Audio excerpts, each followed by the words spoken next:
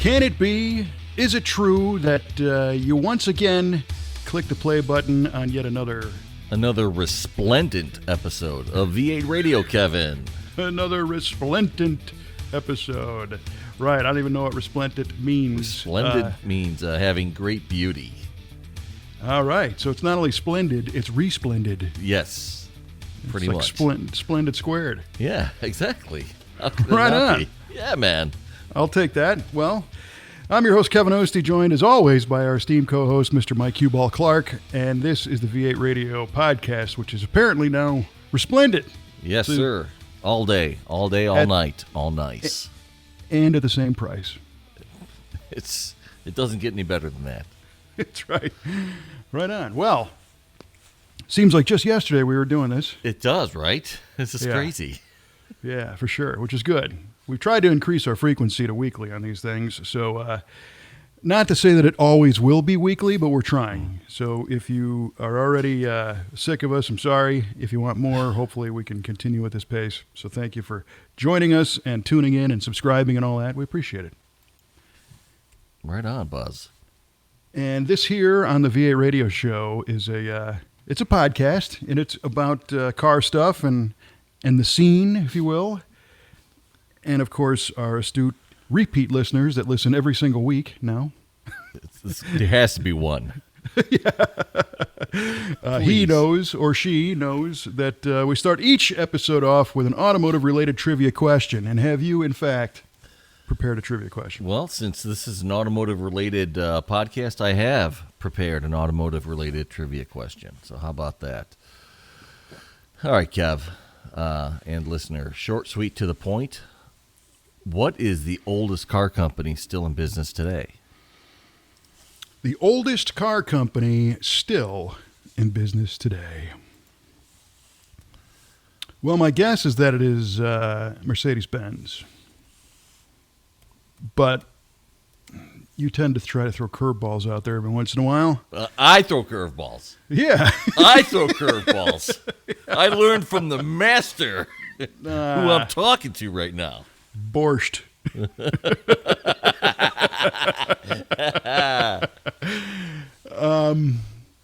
So what other old car companies are there that are the same age or older than Mercedes-Benz? I don't know. The Peugeot, the French people over there? Fiat? No, I don't think so. Something in Eastern Europe? No. I don't think Japan. You know, Henry Ford and the Ford Motor Company would probably be second.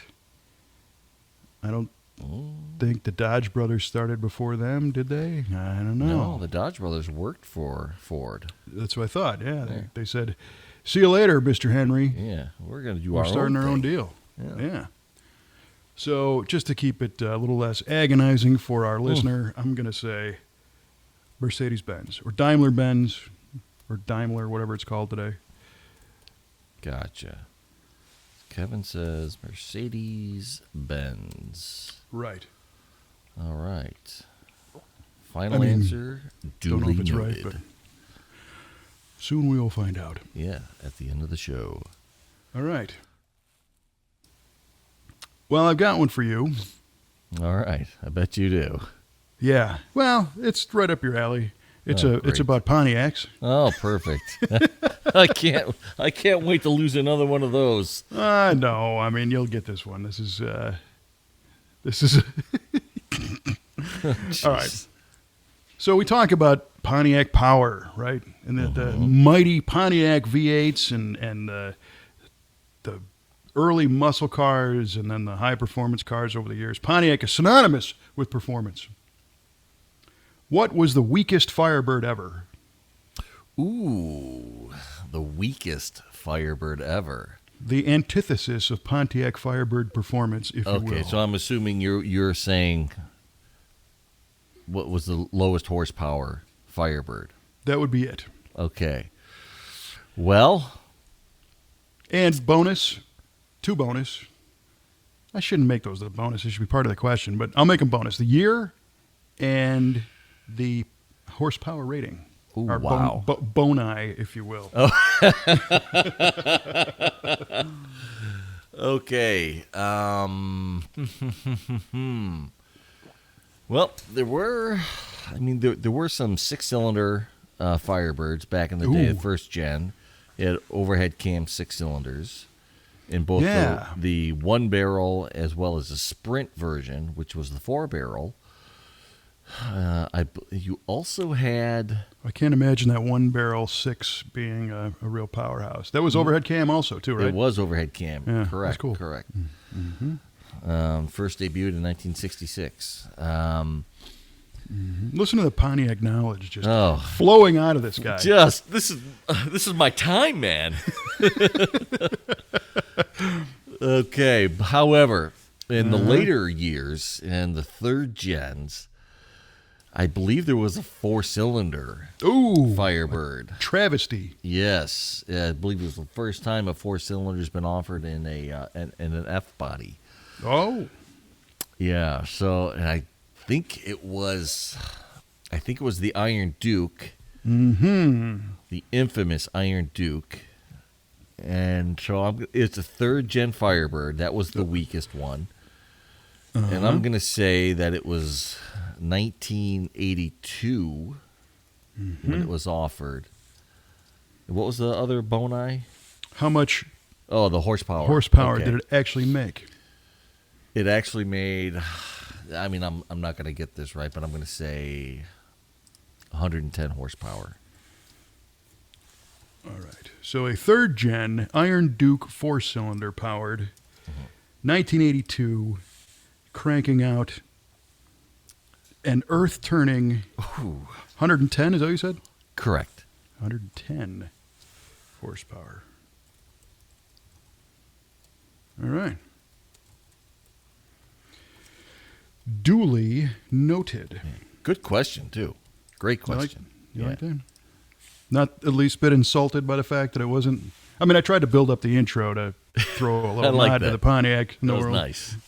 That was nice. You do me right, man. You do me proud. Well, it's not just you. You know, Yeah. everybody likes Pontiac. So, This is true. except my buddy Darren, for some reason, he does not like Pontiacs, Well. and it's got really nothing to do with the cars or the brand or any of that. Apparently, he had some kind of childhood story about being in a Pontiac station wagon that was not pleasant. So So it's the car forever- company's fault. he just doesn't like them, I guess. You know. All right. I don't know. I once had, milk that was 3 months past its date, and I don't really like milk because of it now. I'm a little bit leery of that sometimes, you know. Well, now that's not the milk's fault. It's not. I still don't like it. Yeah. I moved on to the almonds that are crushed up in a milk container now. Oh, very nice. Very nice. How is that almond milk? The vanilla's good. Is it? I never tried it. Pour it over cereal. You'll like it. Okay. Yeah. I'll try it. There you go. All right. Not only automotive knowledge on this show, Kevin, but nutritional tips as well. That's it. What more could you ask for? We're multifaceted. The end of the show probably is what you could ask for. Well, so you and I hate to point this out, but you actually kind of sound like you had a long day. I did have a long day today, so I apologize up front, everybody. The pitch is a couple of clicks lower, and Yeah, it has been long. I'll try to boost the treble in post. Well, I appreciate the perseverance and the energy and All day. joining us anyway. I mean, because I look at this as a great way to kind of leave the angst of the day in the rearview mirror. True. That's a great way to look at it, and I do that. I do look forward to every time we get to do this, and I can't believe it's been 6 years this year that we've been doing this. It is. Holy macaroni. Yeah, right? You'd think we would have figured it out by now. Well, all the shortcomings are definitely on this side of the table at V8 Radio Studios North. Yep. Same here, north and south. So that's an interesting point. 6 years, and I figured on this particular episode, it's time to do something a little bit different. That in many ways, I feel pretty bad for not doing in the past. But as you know, And maybe if you've just joined us as a new listener to the V8 radio podcast, A, you got 6 years of catching up to do. But B, this really didn't start out as a, high-level production show, right? This really kind of more or less started off as Mikey Q-Ball Clarke and I basically recording our phone conversation. Right. Pretty much. Because we don't live, a little behind the scenes. As we record this, we're 320 some miles apart from each other, even though it sounds like we're in the same room thanks to technology. Mm-hmm. And so as we decided to continue to do this, then it became a little more showy and a little more, of a thing. Yeah. So that means there was never a sit-down strategy meeting of what topics should we cover and what's the goal of this show, Yeah. Because if you're gonna do a legit production, you need to know who's the audience, where's the distribution, Right. who are we going to tickle with this, right? Mm-hmm. What's the goal here? And for us, we just backed into this thing and we didn't really do it. We did it because we just liked doing this. Mm-hmm. Which, in all honesty, I think that's how the vast majority of podcasts go. Today, Yes. everybody's got the ability to buy a USB microphone and plug into something and BS for an hour, Right. whatever. And so that's how it goes. But one of the interesting things is that my life is in many ways compartmentalized. I have the V8 TV television world. Right. I have the muscle car guy world with Muscle Car of the Week and being the MC guy at the Muscle Car and Corvette Nationals. Yes. I have my things I do with SEMA. I have the things I do at the some of the off-road shows and the Street Machine Nationals, and the things that I do with the shop, V8 Speed and Resto. Mm-hmm. And it's amazing. It's not amazing to me, but it's interesting to note that a lot of those things don't cross over. Like I meet a lot of people who don't know 5 of the 6 things that I do. They know me as, hey, I see you every year at the Muscle Car and Corvette Nationals. Right. And then they put you in a closet or something. And the next year they drag you out again, whatever. And at SEMA, it was great because last year I was hosting the Hall of Fame banquet. And afterwards, a lot of the people in attendance, we went to the top floor of the hotel in Vegas and there was a cocktail lounge. We were having drinks and I'm hanging out with some people that were in attendance that I don't know very well, but they were there and we're chatting and we're talking about business. And the one guy owned a four-wheel drive business, manufacturing parts and building trucks. This other gal works for a suspension company and somebody else is with a tire company. So a diverse portfolio of automotive things. And we're chatting and I had a little something to converse with each one of them just because this is my world. I do this stuff. Right. And this gal looks at me and she goes, what do you do? Like, how did you get in here? Who are you again? And she said, don't get me wrong, you do a great job on stage, but what are you? You know? Well, that makes sense. I mean, that's where she knows you from, is from the Hall of Fame banquet. Right. Yeah. She's seen me on stage, a couple of SEMA events, and that's the context, So we chatted for a little while about, I'm fortunate that I do other events and I'm, an enthusiast and I know how to wrench and we have a shop. And, we had no idea. So that's kind of a marketing challenge. It's like, why don't people know what the heck you do? Oh boy. And it is kind of fun when I go to an off-road event because I'm known the least in those.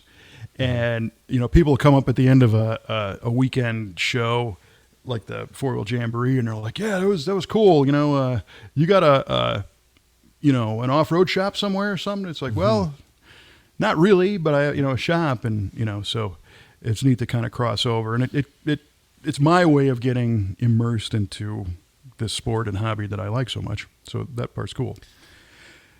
But on a bigger scale, when it comes to the shop and when it comes to the V8 TV stuff, there's so much going on behind the scenes that we don't share, and not because we don't want to. It's not intentional. And a lot of it is all of the people on our staff that make this place go around. Right. And I owe just a tremendous debt of gratitude to the people that we have in our shop. And it hits me all the time. But today it really dawned on me that for me, I have to step away from our business and experience how things work in other people's lives and other people's businesses to get a perspective of our own. Makes sense. Yeah. Right? If that makes sense? Yeah. And I recently went somewhere where you could clearly see that the people were disgruntled that worked there. I mean, not like shooting up the place like a disgruntled, postal worker from the 90s. Right. But they weren't happy. They were doing a job. They weren't joyful, yeah. They were not being able to have any creativity. They were just kind of going through the motions and getting the paycheck. And they're looking at that second hand to hit 5 o'clock straight up to get the heck out. And you could tell they didn't like their coworkers. They had to communicate with them to get the job done. Right. And in our business, we have none of that. Wow. What's that like? Well, it's pretty amazing. And I don't ever want to take that for granted. And so I thought today I wanted to take the time to acknowledge every single person that works in our organization. Right on, yeah. Because, and not to sound cliche or trite, but without them, none of this gets done. And that's the truth. Because I don't do any of this in many ways. I don't work on the cars. I'm not the painter. I don't do that stuff. I help. Kelly and I built the business to have all that to happen. But when it comes to actually building the cars, which is the biggest part of our business, we have professionals that get this done. Cool. Yeah. Without them, you have some buildings, and that's pretty much it. Right. Empty buildings with sad faces. So. No doubt, man. And it's, one of these things where I've been in those jobs where you show up and you don't, they call it work for a reason. They don't call it, I'm going to fun today. I'm going to work today. Yeah. So there's no obligation to like everybody else and get along with everybody else, and feed upon each other and compliment each other. So we've had that for quite a while. And to be able to cultivate that type of team, again, I think my perspective changed a little bit to where I won't say I was taking that for granted, but it wasn't as obvious as, it can be, again, until you look away and then you go, oh, geez. So the only way I can do this accurately is basically just start alphabetically and with first names. And the first person I'm going to mention is one of the A's, Amber Lazenby. So Amber is an administrative assistant, is I guess the title, right? But I don't really know what an administrative assistant does. If I hear that title, I think somebody who assists the administrator, but Amber does autonomous tasks that aren't really assisting, the administrator. Right. She's getting stuff done. So she does a lot of the, cultivating the invoices and the billing and making sure, the bills get paid and all that kind of stuff. But what is interesting about Amber is that her dad is one of the top dirt track and roundy round racers in the region. Really? Yes. His name is Mike Bess. And he's a machinist instructor by day. So he trains machinists. So he is a machinist as well, an engine builder. And he has built his own race cars. He's been racing for over 40 years.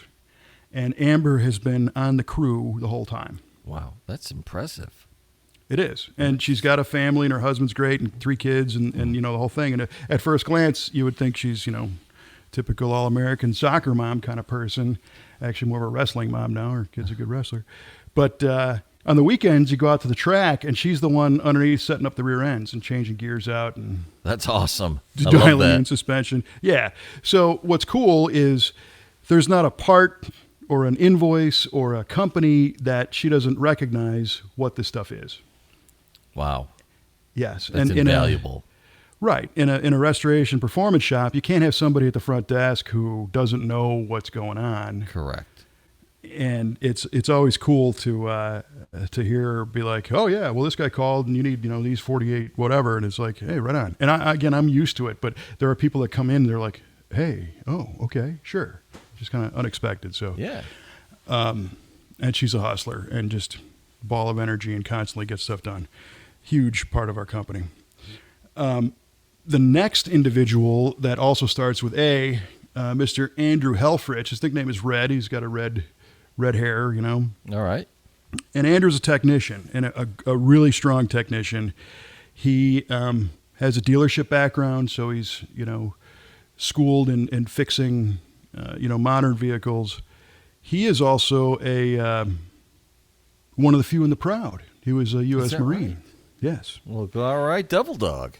Yeah, and in addition to his abilities to put stuff together and you know, do all the tasks of a technician. And in our case, the technicians do more than, we're not a repair shop, so they're not like fixing stuff all day. They're building stuff. Right. Sometimes you need to have diagnostic abilities to figure out why something doesn't work or, you know, whatever. But, you know, currently he's doing a big engine swap and transmission swap and putting a 4-link in a Chevy pickup truck. And so it's all kinds of stuff. But one of the fun things that we've learned from him is his attitude. His attitude's phenomenal. And he brought this from the Marine Corps. And somebody overheard him saying something and asked him about this attitude. And he said, look, I learned in the Marine Corps, you're going to do a lot of stuff that sucks. And if you approach that day like today's going to suck, then today's going to suck. Yeah.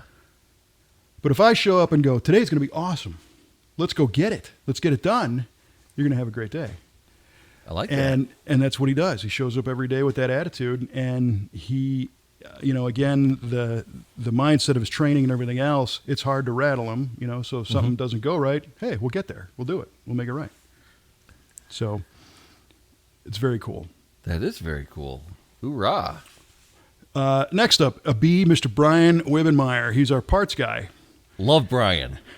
Yeah, he's the best. Brian's great. He's a very smart guy. Brian, he had told me, and you know what they say, if you're in business and you find yourself doing a task that you don't like, there's somebody out there who likes that task.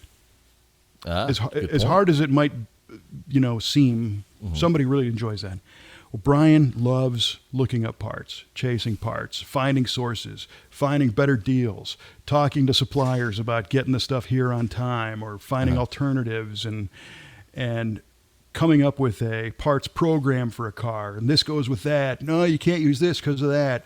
And he's a hot rodder. Him and his brother, they're big in G-bodies. Yep. And in fact, coming up in May, I think he's going to campaign one of the cars at an MCA race. Is he? And they're also going to do drag week. Right on. Oh, man, that's killer. He's a power tour vet as well. And all around, you know, nonstop car guy. And he's got a great ability to talk to people and get stuff done. I feel bad because, you know, to me, if I start looking up parts, there's a rabbit hole. I'm going off the deep end. Right. And you got to know where to draw the line. But he gets it done. And we do saddle him with a lot of stuff because got a lot of projects going on. A lot of guys need parts. And Brian shows up every day and brings it. And still, he's been there over a year and still says, hey, this is better than working. So that's great. Very cool. He's got a really nice Monte Carlo SS too. He does. Yeah, they got a good handful of G bodies. Yeah. Some family cars too. Pretty neat. So next up is our friend Caleb Stryker, and Caleb is a technician who he's a younger guy, and he's been with us since he was basically old enough to work in high school. Wow. So, and now he's in his 20s, his mid-20s, early mid-20s. So he's been with us for years and kind of grew up in our shop environment, which is fantastic because he does a great job. He's very thorough. Him and his brother are also dirt track racers. Right. And his brother drives the car, and Caleb's kind of the crew chief. They both spin wrenches, you know, but they understand racing and they understand what it takes to put something together and get out there and run it for the weekend and try and win with whatever you got. So that mentality translates to what Caleb does in our shop. And he's formally trained as a machinist. So he knows, he's been to school for it and CNC machining and everything. Cool. So we find ourselves, in fact, we just kind of supplied his department with a new lathe and a new Bridgeport, end mill machine. Was that right? Oh, very nice. Yeah, because, he's the guy that's doing that work in our shop. And we don't do, we're not an engine machine shop. But recently we found that, we get a lot of Corvettes in the shop. We get a lot of second-gen F-bodies. Every one of these has door hinges that are worn out. And the little bronze bushing door hinge pin rebuild kits aren't very precise. Oh. So Caleb built a fixture for these various cars that allows us to machine those hinges better and put better pins in them. Nice. So that the doors are far more precise. Good repeatability. It is. Yeah. Right. And that's an exclusive thing. And it might not sound like a big deal, but it is a big deal. It is a big deal. Yeah. Because that door fitment is the foundation to how that car looks at the end of the line. So he's good with all that kind of stuff, and also with his tuning capabilities and just being, he does a lot of suspension upgrades and a lot of part upgrades, performance parts. So we're happy that Caleb is with us and doing all that. Next up is another C person, and this is Carrie Gibbons. And Carrie came to us, a year or so ago. I might be getting that wrong. Time flies in my mind. But Carrie has the almost seemingly insurmountable task of largely managing the parts that go on these cars. Holy cow. So Brian is the parts guy, right? Yeah. So he orders the parts and gets them in. Carrie's the person who, when a car comes in for a full restoration, the technicians will blow this thing apart, and then Carrie gets all the stuff. So Really? She's labeling the parts. She's photo documenting them so that we know what we've got. She's photo documenting them so that we know the condition, and we can, get back with the customer and say, hey, did you realize that this piece of trim is bent or whatever? Should we replace it, or do you want us to repair it? And then she's saddled with storing everything safely and properly and in a way to where they can be retrieved from storage. And they might get restored on the way. And what we try to do, the ultimate goal is to take a car, take the parts off, say, okay, well, this pile here all needs to be stripped and painted. Strip them and paint them, and then wrap them and protect them, and then store them in an inventory system where their location is noted, so that when it's time to put the car back together, you're taking fresh parts, putting it back together. Gotcha. Very cool. Right? Wow, that is a daunting task. Holy cow. Well, it is because, sometimes she gets overwhelmed with the amount of cars that we have, and she's like, it just doesn't stop. That's a good thing. Well, it is a good thing on a business side, but I understand fully how it can be a challenge. So Trevor, who I'll chat about in a minute, and Kelly have tried to impart upon her that there is an end, because each one of these cars does get finished at some point. Right. And then those parts have all been installed and the car goes down the road. And yes, something's going to take its place, but that's the opportunity to kind of see the light at the end of the tunnel. Gotcha. So she also, in addition to managing all the parts, she does some of the restoration work as well. So, she does. Yeah. And between her and Sarge, who I'll mention in a minute too, they've created what we're calling the parts on demand situation. Okay. So as a technician is working and he's looking at the to-do list of what needs to happen, they contact Carrie, and in some cases Sarge, with the parts request they need. They beam it off on our digital system, and then she'll just show up with a wagon load of the stuff, and here's the parts. That's great, man. Right. Yeah. And because you don't want technicians running all over the place looking for parts. Correct. They're burning time. They're burning time, and you get into a situation where if I put this on the shelf and then you go try to find it on the shelf, you don't know where I put it. Right. So by having a singular point of contact of all that stuff, it streamlines all that. And all of this is a work in process. Things are evolving all the time, getting more refined and better, but that's the way it's going. And I'm glad Carrie's got a great attitude too. And she's up for the challenge. And she supplies the whole crew with snacks, I've learned. Oh, nice. There's little snack depots around the shop. So, there's a tip jar next to it. So, I'm trying to keep that going. Very cool. Next up is a gentleman named Chad Yock, and Chad recently joined us in marketing and video and social media work. And Chad everybody likes Chad, and Chad has an ability to photograph people in a manner that it really captures, kind of the personality of the person. Right. And you've seen some of these. I have seen some of these photos, and they're a real departure from some of the other photos I've seen coming through the shop. Not that the other photos were bad, but this really adds something to them. Right. And where this comes from is I was a kind of a student of our friends at Detroit Speed, Kyle Tucker. And Detroit Speed is an insanely successful company. In fact, they've been recently purchased by Holley. Mm-hmm. But over the years, when you look at the car build galleries on Detroit Speed's website, Kyle Tucker had this mandate that you couldn't put people in the pictures. It was all about the parts or the car or the fab work or whatever. And looking at that, I said, well, he's killing it. Maybe that's the way we should do it, you know? And because it's always great to show off the work. From the magazine world that I also came from, there was always somebody in the picture holding the caliper, or, Right. You've seen those features. So the Tucker concept kind of took place in my mind, and recently Chad has pointed out that no, I mean these are it's interesting to see people doing what they're doing. Mm-hmm. So he kind of brought that to the table along with a bunch of other stuff. So Chad's helping evolve the face of the business, if you will, which is pretty cool. Good stuff. Next up, and I'm going to try not to make this a super long episode, but everybody just has so much to offer on our team, and I'm bragging, and I know I am, but it's true. Well, so you're allowed. You're allowed to. I hope so. Yeah. Like the proud father over here. But Devin Eckert, we're into the D's, and Devin is a very interesting guy because he's got a technician background, but really wanted to be more of a fabricator. Okay. So he's been taking classes and going to seminars and buying tools and working his metal skills for a long time.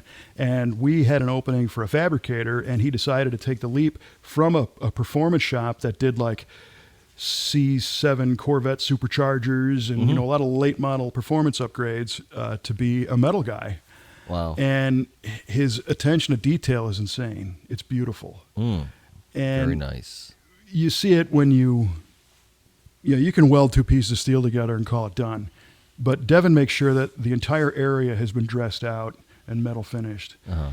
And it has that beautiful, soft looking, appearance and texture. Yeah. And it's like, ooh, like it never happened, which is one of our main missions, is to make it look like it never happened. Uh-huh. But B is able to blend everything so nicely and organically. And it's like, that's really good stuff. On. It's really sharp. Yeah.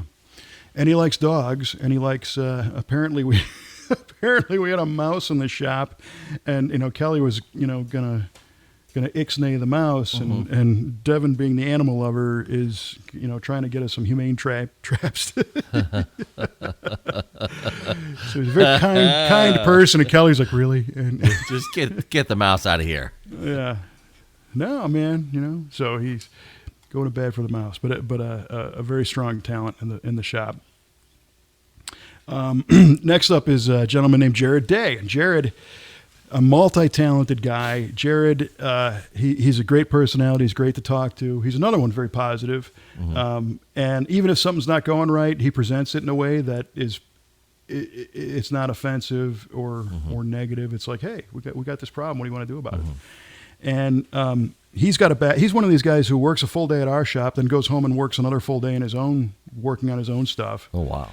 So, and his interest range covers everything from the Australian Ford stuff to imports to motorcycles. He's got a Trans Am. He's got that big silver Pontiac Bonneville convertible that's in our photograph. Yeah. On the Facebook page. So, trucks. He's down for everything, and he's a very strong technician. So he's good with rear ends and transmissions, but also the finesse stuff. So he's like our number one final assembly guy right now. Okay. Good. And he's got this ability to not just install the piece that he's working on, but look left and right and in and out and up and down at the other pieces that are affected by that. Gotcha. And he's constantly going through the assembly manuals and taking photos and diagrams to make sure that, hey, I'm putting in this bezel, but there's these special screws and that piece of trim, and I need it all. Right. This washer goes here, and then that screw goes through that. And yeah, and then, where is that other piece? Because I'm getting ready to install it. Yeah. And, let's get all that together. Yeah, I like that attention to detail. That's what really makes for a really sweet final product. Yeah, it makes all the difference. Staying in the J's, next up is Jason Beebe, who we officially known as Sarge. The man, the myth, the legend. Yeah. So Sarge is an Air Force veteran who came to us a couple of years ago. He was a former loadmaster. Yeah. On transport aircraft in the Air Force, which meant he took all kinds of stuff and all kinds of people and fit it on an airplane and flew it to the other side of the planet and got everything off, and everything had to work and everyone was safe, and then he had to bring it all back.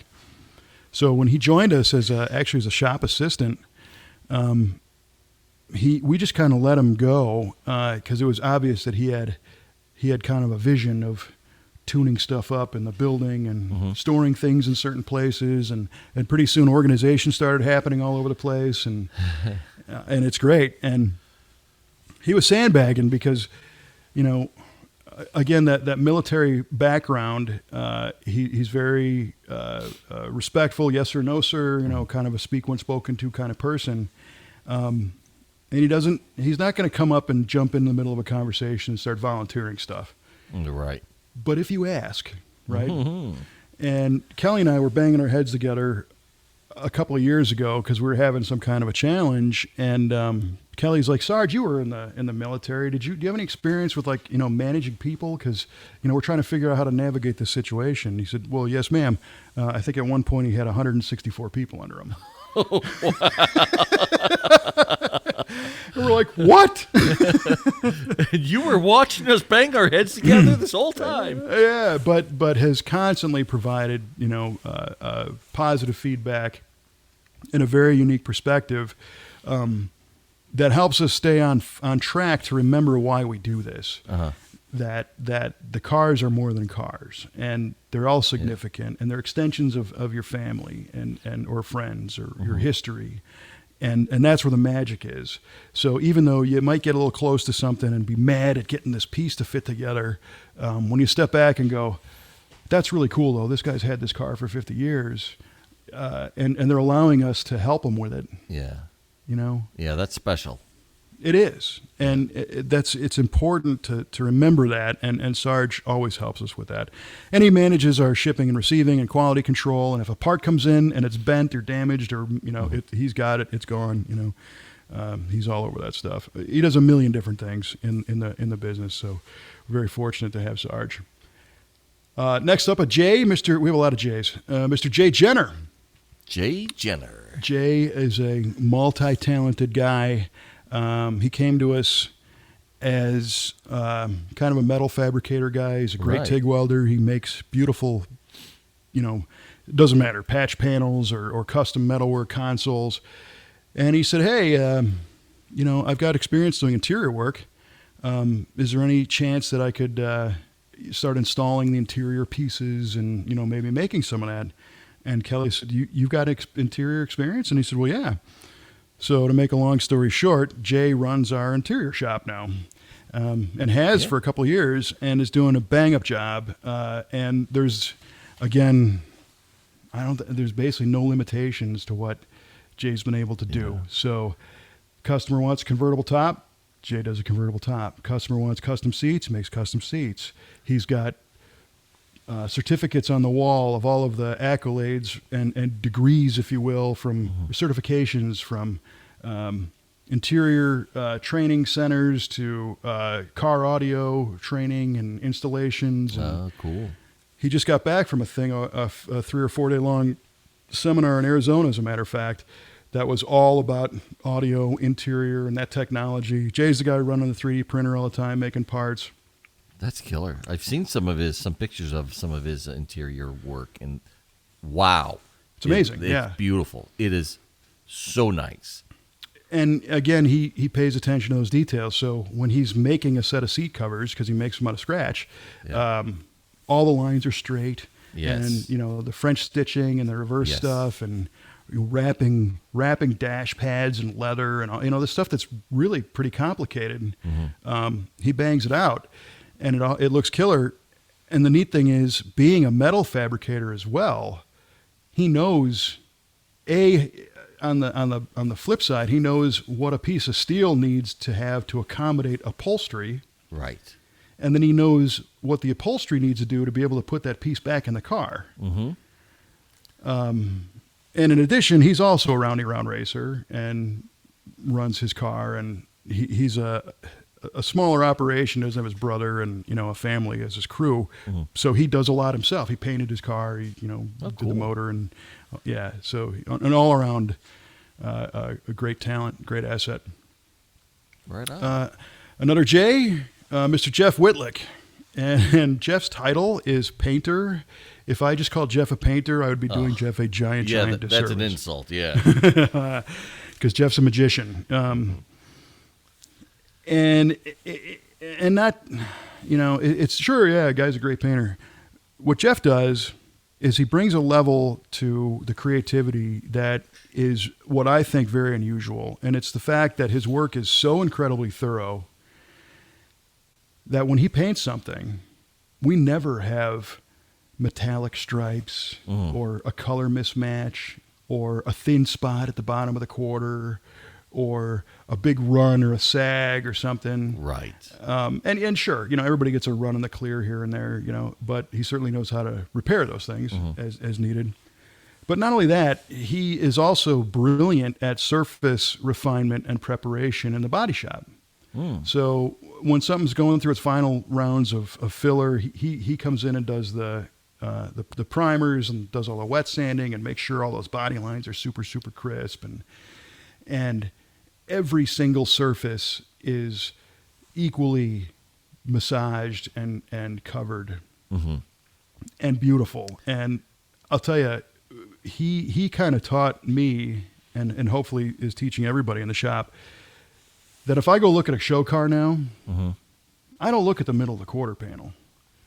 I look at that tiny little crotch in the window behind the weather strip. Right. And if the paint quality in there is as good as it is on full display in the middle of the quarter panel, right, then you had somebody in your paint department that was conscientious. Right? Yeah. And if Jeff did it, it's going to be that way.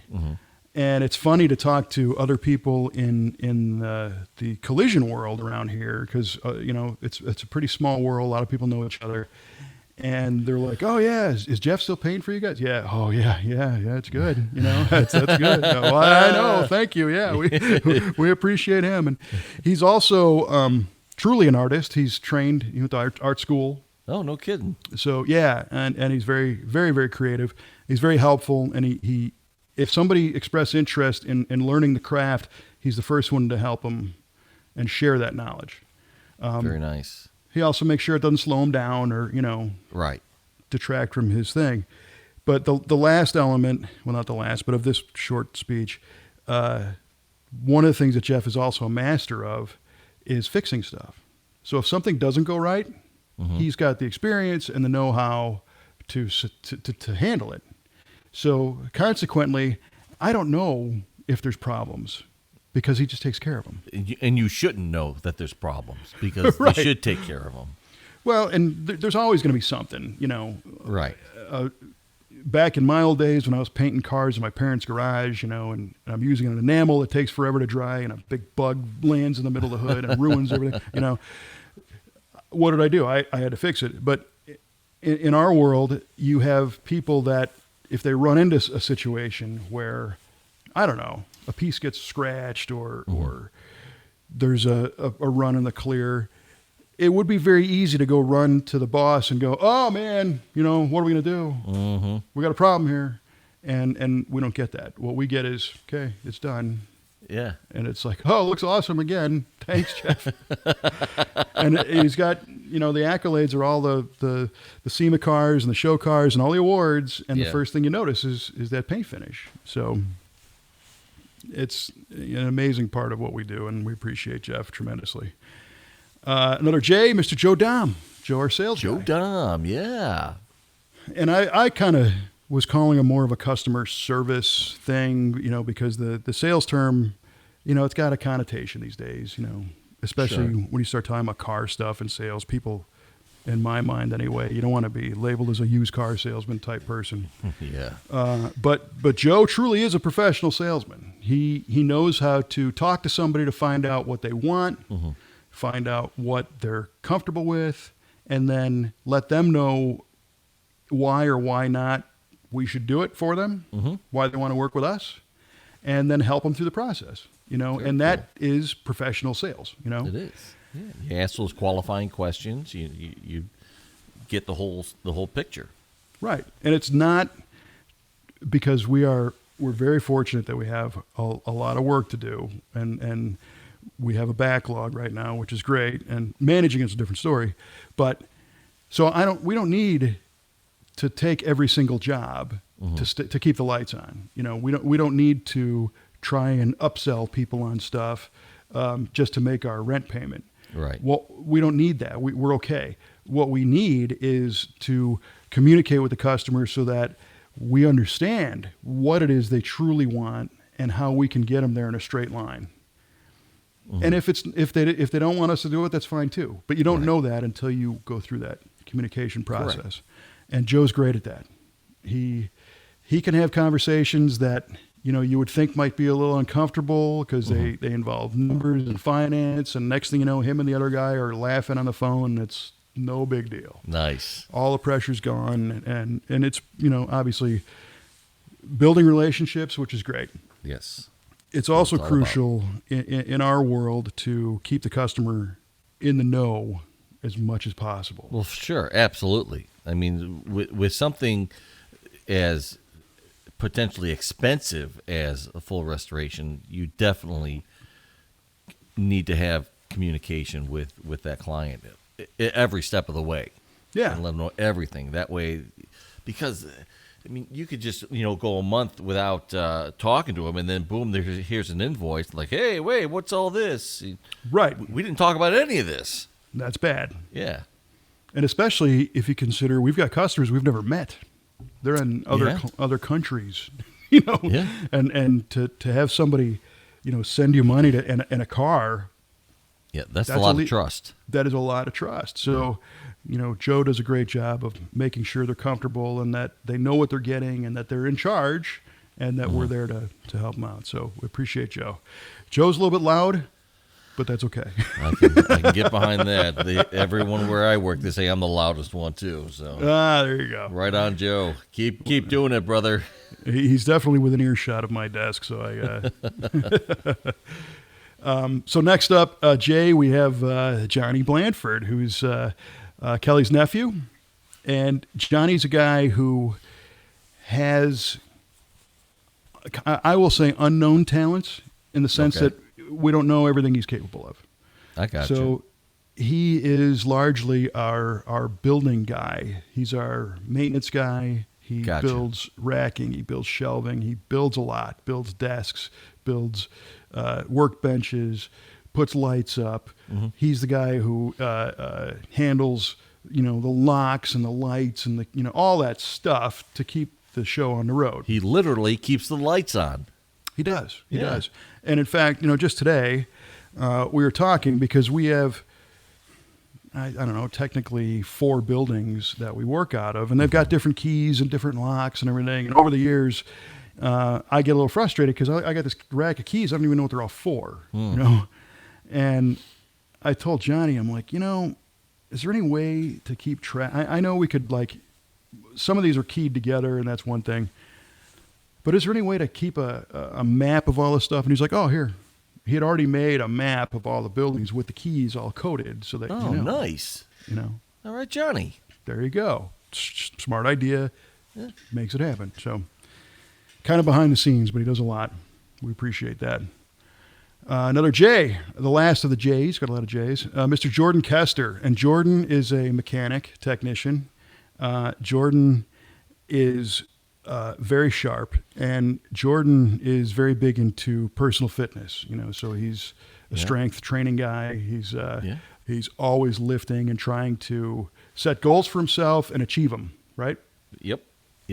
And he does the same thing with the cars that he's working on, which a very disciplined approach, which I really like. It's you don't see it that often, and he is a very good wrench, from a mechanical standpoint, but he's also a great welder and a great fabricator. Cool. So pairing those skills together really allows him to, for right now example, he's doing a 68 Camaro, doing an LSA swap, and there's a lot of custom fab work on it. There's a firewall, there was an air intake tube, there's a whole mandrel bent exhaust, and it's a Ride Tech 4-link in the back that has no room to run an exhaust system up over the axle, right? Yeah. And a lot of people dump it out to the side right there Sure. and call it a day. And Jordan's like, I don't want to do that, and the customer didn't want to do that. So we had this big, long conversation, and Jordan ended up building a very beautiful exhaust system that it actually goes under the axle, which in my mind is, kind of a bozo no-no, because it's not, you never do it. You're worried about it getting smashed on something or hanging too low. And after Trevor pointed out, well, that's how Corvettes are. They pretty much all of them go under the axle. And Jordan's like, yeah, I think we can do this so that even with that pipe going under the axle, I can tuck it high enough to where it's far from the lowest point of under the car. Okay. And nothing's going to happen to it. So sure, make it so. And beautiful work, beautiful TIG welding, and it's amazing. And it's a bummer that that's under the car. Right. And Jordan is also a guy who, you can talk ideas out, and he wants to know why things have to be the way they have to be, and then he can plan and then make it all come together. And if he doesn't know something, he'll ask, and let's get it figured out. So yeah, I had the good fortune of meeting him when he came with us to the SEMA show and I believe the Mechanic show as well. That's right. Yeah. I enjoyed getting to know him. He's a really good kid. Yes, yeah, another very respectful guy. And, yeah. So then there's 2 Ks, and I'm going to skip over them. there's Kelly we'll talk to in a minute, and then my nonsense. We're going to zip over that. Moving on to the M's, Mr. Mason Springer. And Mason is a fairly recent addition to the team, a very admirable story. So Mason's deal, from what I understand, is that, he was a young guy and he wasn't quite sure about his opportunities and what to do, but he knew he liked to work with his hands, and he knew he liked cars, and he liked metal. So he put himself through school to learn welding and to get certified. No kidding. And metal work, and then came to work for us. And we started him doing, some sheet metal repair and stuff like that. And his metal work is insane. It's beautiful. Is that right? And our concern, we've had histories where people come to us as a welder. And the term welder a lot of times refers to heavy gauge stuff. Okay. So they're construction, they're building bridges, and then you hand them a piece of, 18 gauge sheet metal and a TIG welder, and they're stuck. They can't do it. And not Mason. This guy nails it. And one of his earlier projects was we were working on a car that needed an aftermarket panel, and the aftermarket panel didn't have the same shape or the same holes in it, like functional holes as the original. Yeah. And it was a seat brace, and it worked, but it just wasn't accurate. Okay. So he systematically transferred the holes from one to another and transferred the contours that were not present in the one stamping and cut them out and moved them into the other one. Wow. So that when that piece was done, it looked exactly like the original piece. Ooh, that's nice. It was nice. Yeah. It was amazing. So he's doing great, and we appreciate that. Again, that attention to detail and his willingness to dive into just about anything. Another M, Mr. Matthew Shallow. Matt is a recent hire for us. He's a mechanic with a lot of different experiences that we're still learning about. he is a guy who jumped all in. He moved here from the East Coast to take this job. Oh, wow. Relocated, and he's an Army veteran. Right on. And he has been bringing an ethic and an attitude to his work that is, it's great. You know when you meet people that you don't have to worry about? Yes. I can give this guy something to do. He's going to get it done. And he's going to do it right. And if he's got a problem, he's going to tell me. And then we're going to find out what the answer is and go. And I like it. I do too. Yeah. And he worked at another hot rod shop that did some really, really nice stuff. So he's familiar with, high end and knows how to be around those cars. Yes. Because sometimes if you have somebody who worked in a repair shop or is a mechanic, they might not be focused on the fact that it's a $50,000 paint job. Yeah. And you got to protect everything, and you got to be ginger and careful and all that stuff. So he gets all that. And he's been a very nice guy, and he's been blending very well with the team, and a great addition. He's got a really cool dog named Bear, very large dog. Very nice. Cool. Which brings us to Mr. Mike Bess. And Mike has been with us for a number of years, and he's our senior technician in the sense that he's been repairing cars, longest on planet Earth of anybody in our shop. Probably longer than we've both been alive. Well, I didn't want to just throw it out there that he's the oldest on the team. Sorry, Mike. But he is. But that's great because there's, huge mountains of libraries of experience in Mike, in what he does. But he's also a tremendous enthusiast of not only cars, but machinery and handcrafted things and history and music and analog stuff. And he's got a very old world craftsman like presence. Yeah. So when Mike goes to work on something, he's not a parts changer, Yes. He's gonna figure it out because he's been there, and he's gonna tell you what it needs, and he's gonna tell you we need to fix this original part because it's better than the one you can buy from the parts store. Gotcha. And make it right, not just make it work, but make it right. Yes. I love that term, make it right. Yeah. And, he's a great guy, and we find ourselves texting each other songs, on after hours and weekends and stuff. Hey, nice. Did you hear this one from, Mott the Hoople or whatever, Yeah. We always try to throw each other stuff that, we've never heard before. But he also collects weird antique dental instruments that are kind of like torture devices. So that Really? Well, all right. Well, I was just fascinated by how they used to do stuff. That's fair enough. Fair enough. Yeah. So we like Mike. I think Mike's job interview, I think, was 3 or 4 visits. Is that right? Over and over again. Because he was at one shop for over 3 decades, and then he came to us. My goodness. And he wanted to make sure yeah, that we're not a bunch of idiots that are going to be gone tomorrow. Right? Fair enough, yeah. Yeah, and hopefully, so far, we've proved that to be true, so that we're not going anywhere, so that's good. We might be a bunch of idiots, but we're not going anywhere. Yeah, we keep showing up. Yeah. So next up, we're in the T's in the home stretch here, Mr. Timothy Day, and Tim is our lead body man.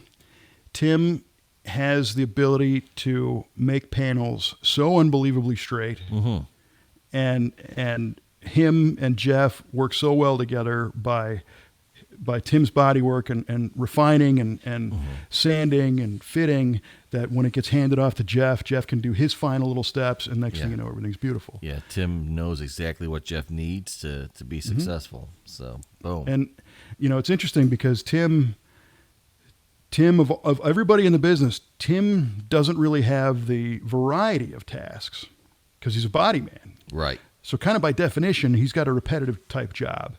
True. But every single panel is different, and every car is different, and they've all got different shapes, which require different techniques. And some are fiberglass, and you got some plastic stuff and steel, and he's got it down, and he does great work. And it's funny, sometimes he's also the classic example of the tortoise and the hare, because slow and steady definitely wins this race.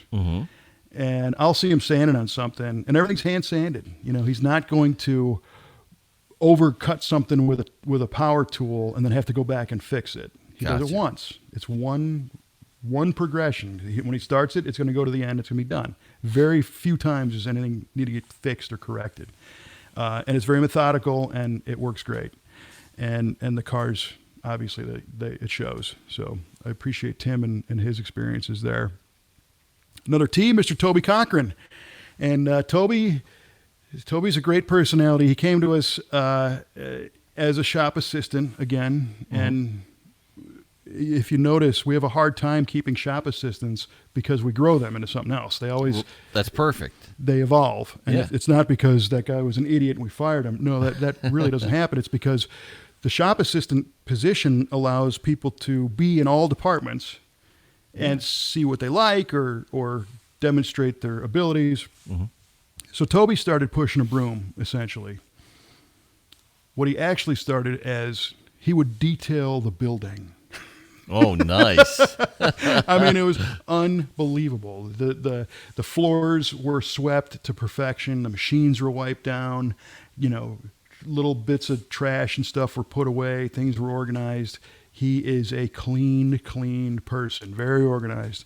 And it's like, wow, and he liked it. He took pride in his work. He wants it to be a clean place. He likes that everybody likes that it's a clean place. Yeah. It makes a better environment. We don't have people that say, oh yeah, I'm not, you push the broom, it's below me. No. This is our place. Let's make it nice. So Toby has evolved into basically an assistant for Jeff in the paint department. So he's cool. Sanding, prepping, cleaning parts, hanging parts, so that Jeff can do his work. But he's also our detail guy. So when a car gets ready to go home, Toby puts the polish on it and nice. And makes them look awesome. And I couldn't believe it. Just the other day, we have a 73 Camaro in the shop that is actually a personal relation car to Sarge. It is the actual car that got Sarge into cars. Wow. Sarge's dad owned this car when Sarge was 5 years old, and now it belongs to his uncle. That's incredible. And it's been in a barn for years, and it came to us, and it just needed to be brought back to life. It needed maintenance fluids, sure, a couple of parts, needed a headliner, and it smelled like dead mice, and it was dusty, and there was stuff written on the trunk lid. It was a mess.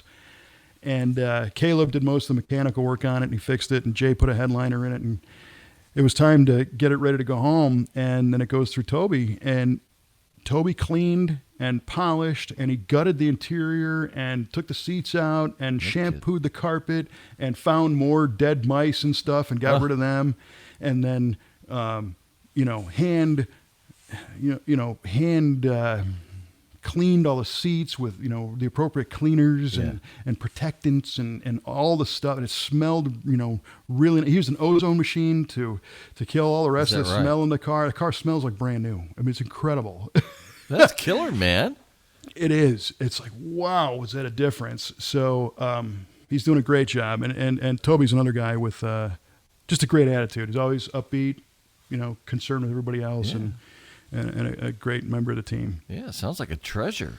He is. Good guy. Next up, we have Tracy Mcclintock. And Tracy, we started with Amber a while ago. Mm-hmm. Tracy's also in the administrative assistant side, and she's Amber's mom. Ah. So Amber, felt our business to be worthy enough to recommend that her mom join us. That's quite an honor. It's pretty cool. It's a great family. We're happy that we have that family connection. I mean, Kelly and I we're married, obviously, so there's that type thing. But to have people say, "Hey, I'd like my mom to work here too," is pretty neat. And Tracy has a legal secretary background, so she's very detail oriented and she's very process oriented. And gotcha. She does a lot of office type spreadsheet billing. Returns, parts ordering, that kind of stuff, but also has been heading up an inventory project to make sure that we've got all of our bolts in the right places and the bins are labeled and we got the counts on all that stuff. But one of the things she does also is when a car is getting ready to leave, there's a departure checklist. And it's got to be signed off on by the technician that did the work. Are all the boxes checked? And was it photographed? And is it cleaned? And does the customer have their final invoice? And blah, blah, blah. And she is real good at policing that and making sure that everybody gets their stuff done so that these cars go home, in the proper way. And that's not easy. I bet it's not. So we appreciate everything she does. And her husband is the guy who's the racer. So she's, Gotcha. totally familiar with this. He's got, 13 cars at the house or something. And Wow. she tells me, my husband's got all the hot rod magazines, and, they've been to SEMA and the whole thing. So, very much in the industry as well. And then our last T, which is our last regular team member, of course, is Mr. Trevor Spence. Trevor, the one, the only. That's right. Trevor is our longest term team member at this point. He's been with us the longest. And Trevor came to us as a technician. In fact, he was running a Walmart. He got hired as a tire tech at a Walmart, and they said, "You're too good for that." So they promoted him to be a manager. He was a night manager at a Walmart. So he had all the Walmart training for managerial skills and all that kind of jazz. And then, but just hated it. Yeah. Because it was an overnight at a Walmart. Just didn't like it. Yeah. And saw our ad a long time ago when we were still on the farm, that long ago, Oh my before we had our street storefront business. And Trevor grew up with his dad restoring cars and building stuff. And he was a young guy at the time who had experience working on cars from the 30s. And it was like, wow, that's unusual. Yeah. But he's got experience from the 30s all the way up to brand new stuff. So he's also our lead calibrator and tuner. He's kind of our high-tech technician. And he's also, now he's our shop foreman as well. So he's, in charge of making sure the workflow is done and the cars move through the right departments and making sure that the team has what they need and everybody can get their stuff done. So in addition to supplying you with trivia questions. Yeah, that's his best job of all. But, quite honestly, he's in kind of an interesting spot because he really liked working on the cars, but he also, wants to be able to contribute more and help the business grow. Yeah. So his time is kind of split between turning wrenches and getting people set up with everything they need. It's two kind of different jobs he's doing at once. Kind of a hybrid. Yeah.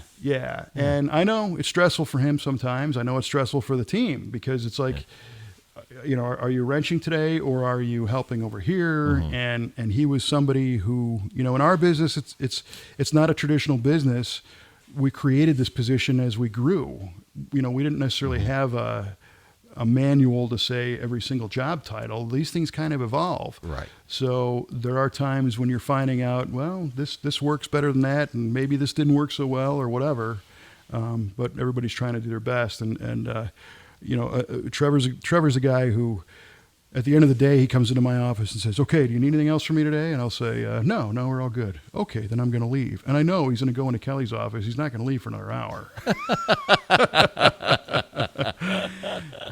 Because he wants everything to go as well as possible. He wants to put the time in. He does. It's great. He likes being there, and we really appreciate that. So, of course, the big K is Kelly, who is the operations manager, and she has the ability to run this show. And the way, when I say run the show, she's the one who worked with Trevor to put him in that place. She's the one who said, we need individual people in individual departments.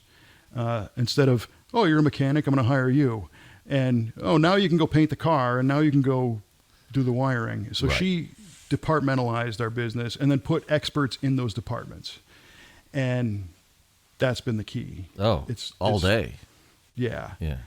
And because this is an enthusiast type place, a lot of people cross over. Tim can spray, even though he's a body man. Trevor can spray paint. Jeff knows how to wire cars and build engines and, if he has to, all that stuff. But everybody's got kind of their primary department. So they're most efficient and they work the best and they do what they like to do. Yeah. And we have times when somebody's like Jay, went from one department to another, and that's cool too. Yeah, and he came to you about that. It wasn't like you made an announcement. Hey, who knows how to do upholstery work? We're going to open up this department now. Right, so that was totally organic. Yeah, he came to you. Hey, I'd like to do this, and boom. I mean, why wouldn't you want to bring more things in house just for the quality control alone. For sure. And when you got somebody who's passionate about doing it, Yeah. It's going to get done right. So, we do have our challenges here and there where it's like everybody in the business wants to build the best car possible. Mm-hmm. And the struggle becomes, we need to maintain our quality standards, but sometimes that level isn't necessarily what this customer wants, needs, or can pay for, mm-hmm. or wants to pay for. Right. And it's important to share that if that's the case, it's not that we're cutting corners. You still do the best job you can. And one great example, I was talking before about that C10 that Red is working on. He's doing the 4-link. So the bed's off the truck. It's got frame rails that have surface rust on them. We cut the frame, put a C-notch in it, put the brackets in, get it all fit up, put the coilover suspension in, blah, blah, blah. All the brackets come off. They go through the paint process. Toby cleans them up. Jeff paints them. They're all beautiful, black. And then Red puts them back on the truck, and now they're final installed. They look dynamite. The frame doesn't look dynamite. Those brackets look awesome. So everybody wants to take the truck off the frame now and go do it. And I get it. The customer today is like, well, really, phase one is let's just get this thing to sit the way I want, drive the way I want. Yeah. But he's looking at it already going, ooh, yeah, I think maybe phase two is going to be that.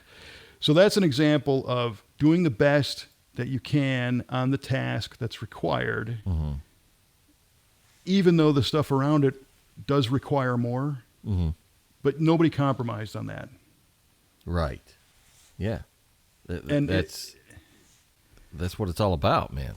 Yeah, it's a thing, but what a great problem that everybody wants to do. Yeah, right. Awesome work, right? And everybody wants to work with customers that want this stuff and appreciate it. Mm-hmm. And at the same time, like I said in the very beginning of this Odyssey, that we have people that get along and they respect each other, and we don't have the practical jokers or the guys, MFing each other, or lighting each other on fire, or leaving somebody's toolbox out, whatever the crap is. None of that. It's what can I do to help that guy? What can that guy do to help me? Let's work together. And it's when you step out and then come back, you're like, wow, that's pretty neat. And I am in no way taking credit for this. I'm just reporting that I am super lucky to be in a place that I can show up to work there every day with those people that care so much. So, yeah, well, it doesn't happen by accident. I mean, you and Kelly and the culture that you fostered has quite a bit to do with the results that you have today. So you can pat yourself on the back a little bit. Well, and again, that's not really, certainly not why I'm doing this spiel here. I feel that everybody deserves the recognition for what they're doing, and we respect them. We treat everybody the same with a high level of respect. It's like my grandmother used to say at Christmas time about the grandkids, each gets the same. Treat everybody, the same way, bottom to top. There is no bottom to top. There's just different areas, and try to afford people some flexibility, because we know that, this at the end of the day, this is your job, but your family's more important, and you got personal stuff. And if we can accommodate that, we will. Mm-hmm. And hopefully you can get your stuff done the way it needs to be done, and go from there. We recently shifted the hours of the shop earlier so that we start at 7 and it's a half-hour lunch and everybody's out by 3:30, which means all the technicians are anyway, so that Friday at 3:30, they get a long weekend. Yeah, it almost does feel like a long weekend, doesn't it? Getting off at 3:30 is nice. Yeah, that's great. And it's the same 8 hours, Correct. But they were cool with being a little bit earlier because it gets them ahead of traffic. Mm-hmm. And, at the end of the day, they still have time. If they have an appointment or something, they can still make that and whatever. So we tell people all the time, it doesn't matter what the idea is, bring it to us. If it's going to help everybody, let's do it. I don't care. Let's make it happen. Yeah, love it. But without this team, none of this would happen. And they're pretty amazing people. And again, it's just gratitude. So I appreciate it. Right on, man. Good stuff. So thanks for letting me share all that, because... well, it needs to happen. It does. Yeah. It does. And I should have done it before, I know, but... Well, we're doing it now, so all is not lost. Before I thought it was just you and I, and you've already met all these people. So. Yeah, I met quite a few of them. Yeah, yeah, for the most part. Yeah, and there's not one bad thing I could say about any of them. So they've all been. Everyone I've met from the crew has been terrific. So it's and again, I'm not trying to sugarcoat or make this sound. Everybody has tough days, and people get mad. It's not sunshine and unicorns and lollipops all the time. Right. But overall, it's very professional, and they get it done, and they do it well. Right on. So you know what else is right on? Oh, I know what's right on, man. Our overdue trivia question answers.